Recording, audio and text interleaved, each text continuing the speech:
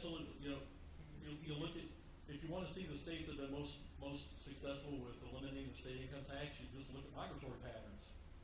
People from California moving to Texas. People from New York are moving to Florida. People from Illinois are moving to Tennessee. People from California are moving to Tennessee. Okay? Now, obviously, the economies are different. There's a big mouse down in Florida. So that tourism industry is trumps, no pun intended, trumps most of the other states in the union.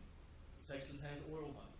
So that's a unique ingredient, a unique factor in Texas.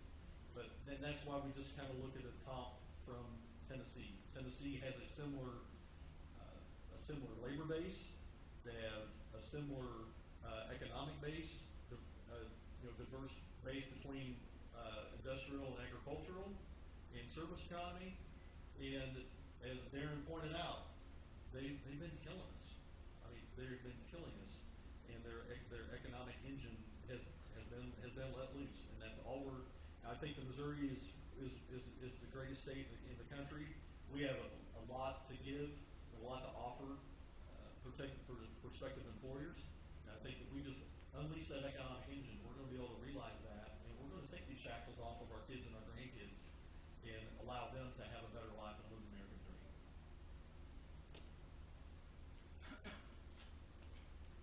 Are you familiar with Art Laffer, Dr. Arthur Laffer?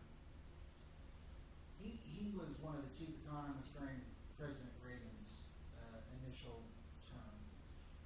Grover Norquist is the one who helped President Reagan bring it down from the high rates down to the low rates, where we, for the first time, we had 35% upper rate of income tax, and saw the revenues to the country explode because of that. Now, Congress still spent more than they brought in. And so when people say, well, trickle-down economics doesn't work, it doesn't if you do it right. But, they lowered the rate and increased revenues. And that's what we've seen here as well. So our Dr. Art Laffer, he's the one that created what's known as the Laffer curve. And so you have a graph with an x-axis and a y-axis. And then there's a curve here.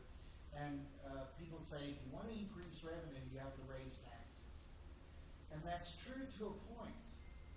And once you get to a point where you've saturated the capacity of individuals to pay their taxes, you actually increase revenues when you lower tax rates.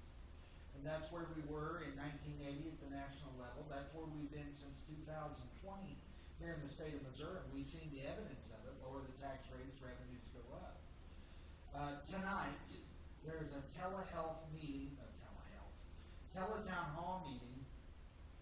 You can get on there from Americans for Prosperity. They're the ones that are hosting it. But it's going to have Senator Eric Schmidt, U.S. Senator Eric Schmidt is going to be on this. And also Grover Norquist, who's a tax expert. And some goober from down here is also, I'm going to be on. It's not you. That's the other side of the family. Jamie and I are actually cousins. I wasn't kidding, so we tease each other pretty heavily. That's pretty sad. You said goober, so I thought. Goober is a broad term in our circles. But so I'll be on this tonight as well. It starts at 7 p.m. And we're going to be talking about these issues from a very, very specific economic perspective. There are studies that are done. We're not doing this blindly.